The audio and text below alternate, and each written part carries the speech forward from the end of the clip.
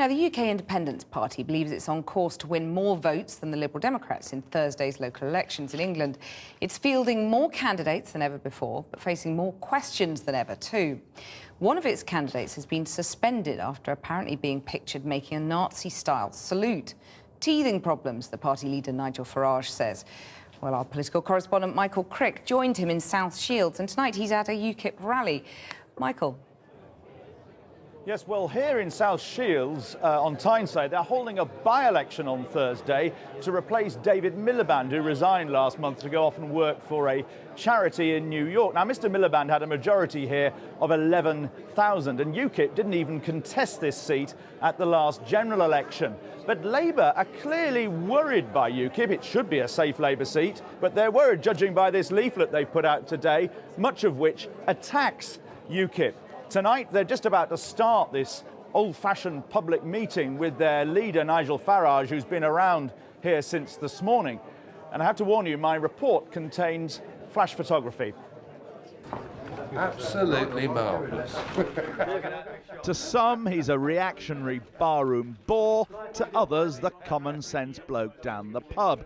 But Nigel Farage and his friends now face much tougher scrutiny. Today's Mirror front page showed a Ukip candidate seeming to give a Nazi salute.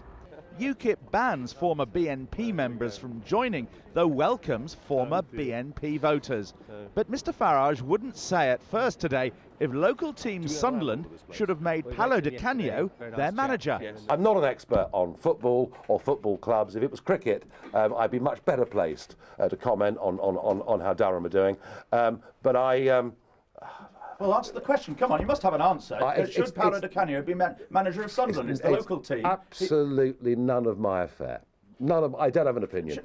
Richard lives in Sunderland. Should a prominent institution like Sunderland be employing a man who once described himself as a fascist and has Mussolini as a hero? I would have thought this. How can you come to this by-election without having worked that out? I would have thought it's a very surprising choice. And did he agree with a colleague that running Ukip is like herding cats? It's not easy leading this outfit. Outfit? Well, it is a very... Yes, it normally goes with the word cowboy. Well, it may do in your terminology. It's a party. It's also a movement, though.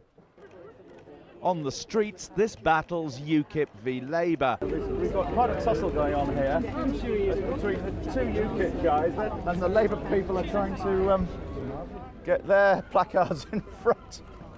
With Harriet Harman inadvertently sporting her opponent's colours here today, as Labour put out a new leaflet with one side in purple attacking Ukip. But Ukip are your main challengers here, aren't they? I mean, that's why you've done this leaflet. All this stuff about Ukip on the back rather than about the Conservatives. You know, and we've said things about the Conservatives, we've said things about the Lib Dems as well. But you haven't done half a leaflet on them, have you? We are... I'm sure we've done lots of leaflets about the Lib Dems and the Conservatives. We seem to be in South Shields.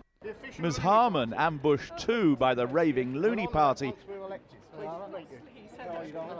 found South Shields voters can't be taken for granted. They don't seem to want to talk to you.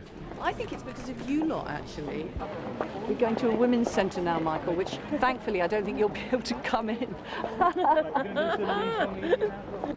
The Tories used to come second to David Miliband, but this has been a shoestring campaign, they confess, run from the back of the candidate's father's car. But you're not realistically expecting to win?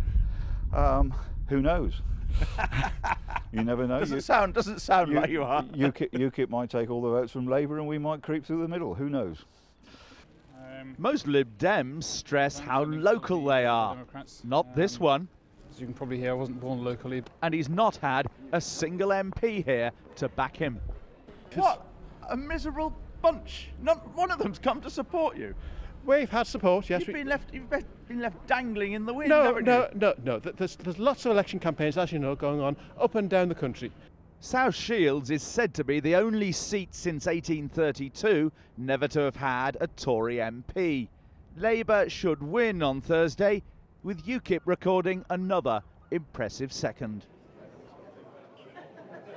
An interesting follow-up to that press conference by Nigel Farage at 2 o'clock this afternoon. He announced at 2 o'clock that the father of the Conservative MP, Priti Patel, was standing for the party, for Ukip, in Hertfordshire.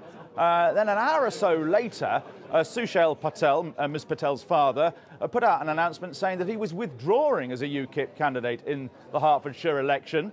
And then not long after that, it was pointed out to Mr Patel he couldn't withdraw, it was too late, and so he announced he was still standing in the elections. All very curious. And very the thick of it. Thank you very much, Michael, in South Shields. And a full list of all the candidates in the South Shields by-election is on the screen now. Voting takes place on Thursday.